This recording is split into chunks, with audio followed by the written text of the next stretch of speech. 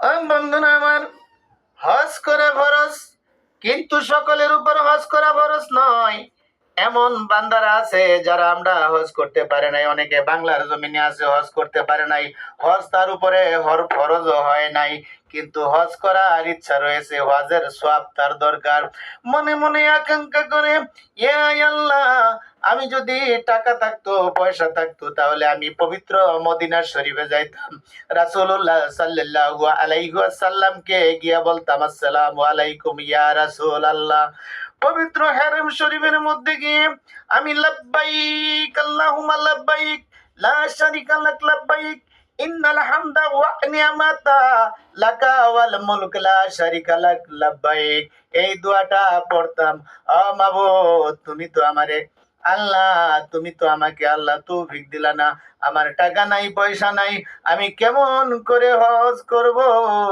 অথচ আপনার মনের ভিতরে যদি এরকম খায়েশ থাকে, আর হজকালীন সময় লাগবে না, যে কোনো সময় আল্লাহ, ঘুম থেকে উঠে সকালে বিকালে যে কোনো সময়ে যদি এই পবিত্র হয়ে আল্লাহর দরবারে আপনি বলেন, লাব্বাইক আল্লাহুম্মা লাব্বাইক লা শারিকা লাক লাব্বাইক ইন্নাল হামদা ওয়া নি'মাতা লাকা ওয়াল মুলক লা শারিকা লাক লাব্বাইক, এই দোয়াটা যদি ঘুম থেকে উঠেও ফজরের নামাজ পড় অথবা ফজরের নামাজের আগে বেশি বেশি করে তেলাওয়াত করেন বা পাঠ করেন, আল্লাহ রাব্বুল আলামিন আপনার আল্লাহর দরবারে নেকি দিতে কোনো অভাব নাই, আল্লাহর দরবারে কোনো নেকের অভাব নাই, আল্লাহর কাছে কোনো জিনিসের অভাব নাই।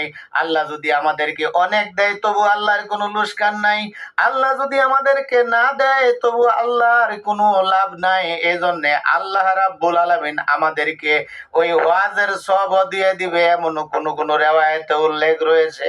কারণ এটা বড় কুদরতি দোয়া, এটা বড় নেয়ামতি দোয়া, এটা বড় আল্লাহর তাজাল্লির দোয়া, আল্লাহর রহমতের দোয়া, আল্লাহর কুদরতি দোয়া, আল্লাহর জালালি দোয়া হলো লাব্বাইক আল্লাহুম্মা লাব্বাইক লা শারিকা লাক লাব্বাইক ইন্নাল হামদা ওয়া নি'মাতা লাকা ওয়াল মুলক। এটা শুধু হাজী সাহেবরাই পড়বে এমন কোনো কথা না, এটা শুধু মক্কা শরীফে গিয়া পড়তে হবে এমন কোনো কথা না। যে কোনো মুহূর্তে আল্লাহ রাব্বুল আলামিনের রাজামতির জন্য, আল্লাহর খুশির জন্য, আল্লাহর মহাব্বতের জন্য, আল্লাহর ভালোবাসার জন্য, আল্লাহ পাকের রহমত পাওয়ার জন্য এই দোয়াটা পড়তে পারেন। এই দোয়া যত বেশি বেশি করে পাঠ করা হবে, যত বেশি বেশি করে পড়া যাবে, আল্লাহর রহমত তত বেশি নাজিল হয়ে যাবে। আল্লাহ পাকের রহমতের সাকিনার দ্বার আমাদের জন্য খোলা রয়েছে।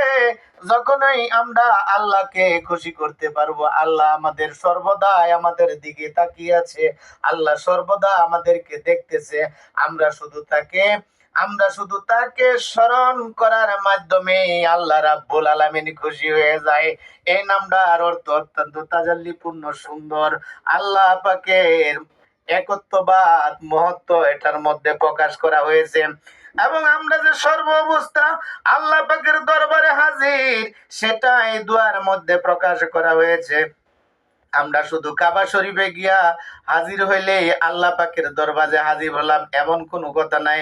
আমরা সব সময় আল্লাহ পাকের দরবারে হাজির, কারণ আল্লাহ পাকের দেওয়া রিজিক খাই, আল্লাহর দেওয়া পৃথিবীতে চলি, আল্লাহর দৃষ্টির বাইরে মুহূর্তের জন্য আমরা যাই না। সমস্ত সৃষ্টিকুল আল্লাহ রাব্বুল আলামিনের দৃষ্টিতে সব অবস্থায় থাকে, এক মুহূর্তের জন্য আল্লাহ পাকের দৃষ্টির আড়ালে আমরা কখনো থাকি নাই।